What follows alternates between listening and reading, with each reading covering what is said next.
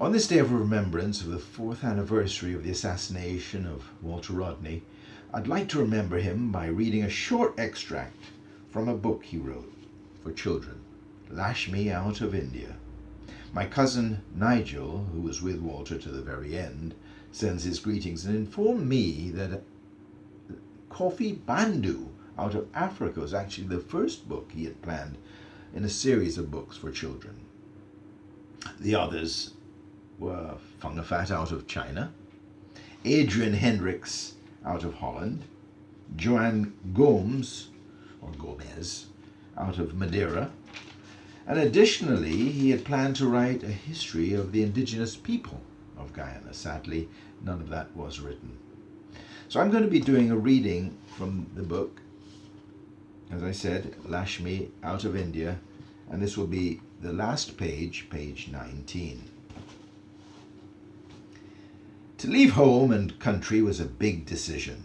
Lashmi was discouraged by the long journey to Calcutta. She was able to find out that the trip to Demerara was even longer, and many persons never came back. In the port of Calcutta, she saw what they called the coolie immigrant ships floating in the harbour, and she wondered whether she had better stick to the evils which she knew in Chacha's house. But when Lashmi suggested that she might change her mind about emigrating, the recruiters turned very nasty.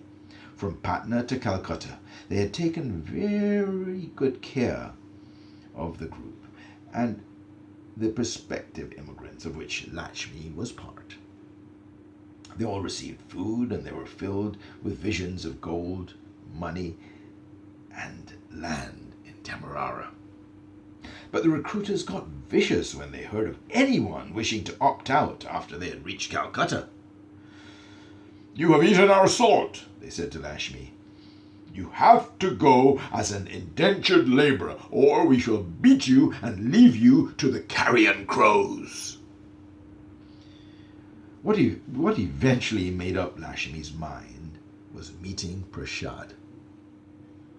Prashad was originally from Uttar Pradesh, and he had already signed up at the Calcutta Immigration Office to go to Demerara. The strange thing about Prashad was, while everyone else held on to a little bundle of possessions, he seemed content to carry only a dholak. The dholak was Lashmi's favorite musical instrument, the drum which always went along with singing the praises of Krishna and telling of the love of Radha. Without stopping to think about it, Lashmi began to sing softly when Prashad's fingers spoke through the dholak. They were married right there in the immigration office. Not that it was a case of love at first sight.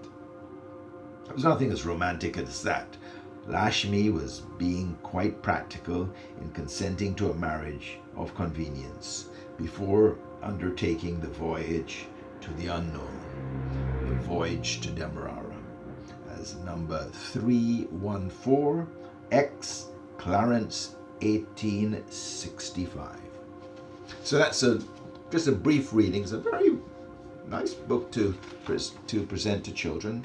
Lots of pictures and descriptions in the eyes of a youngster leaving India and heading to Demerara in 1865. So thank you very much, and I hope you enjoyed the reading.